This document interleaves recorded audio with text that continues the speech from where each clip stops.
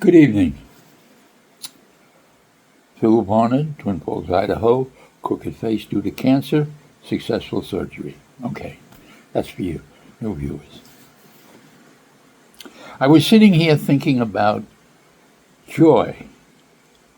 There's a fellow where I take my computer for repair, and whenever I say to him, "Hey Barry, how are you today?" And he always says the same thing, "Happy, happy, joy, joy."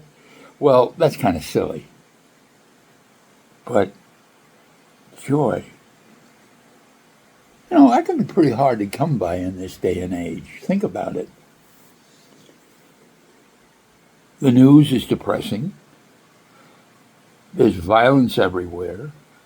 There appears to be corruption in our government, violence in some police departments, and anger in so many people's hearts.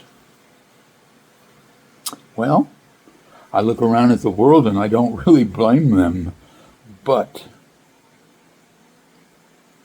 joy. Just like I talked about a while back, there's always something for which to be thankful.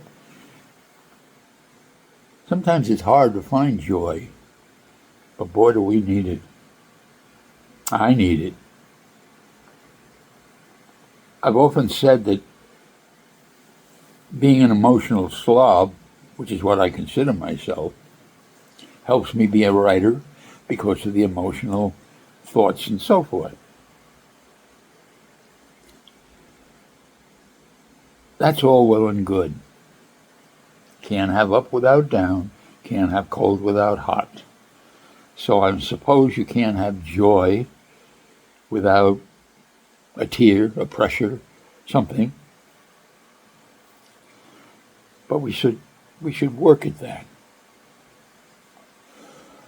When I said there's always something for which to be thankful, you look at your child, healthy, intelligent, doing good, and you are thankful. Why, when we are in situations like that, don't we just carry it one step further and be joyful?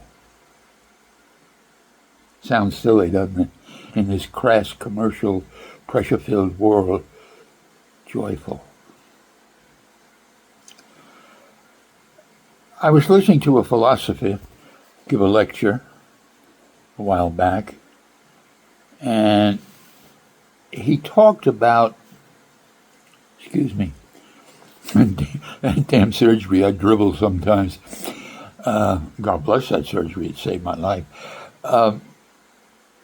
His subject was joy, and he said, that's a lovely word around Christmas, but why isn't it a lovely word in our lives every day?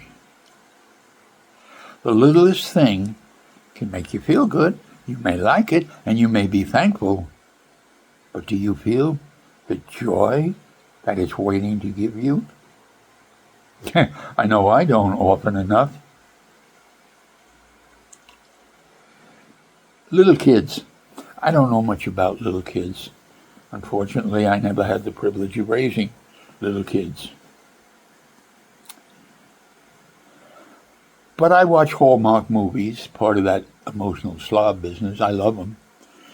And when a little child says, "We're going to make cookies," and the love interest, the father, the mother, somebody, and they are so full of joy. And it's the simplest thing, making cookies. Now, I don't have a magic formula. I don't think any of us do. I certainly don't. Next time you're doing something that you like, that you are thankful for, why don't you think just a little bit more on that subject and see if it isn't joy? Because I got to tell you, there are things in this life that when we feel them, truly, shoot us straight to the moon. When you're in love, and you are loved in return, good Lord, what's better than that? Well, when a little kid gets terribly excited because you're going to make cookies with them, Isn't that joy? Shouldn't we be joyful? I think so. Anyway, so much for the preaching.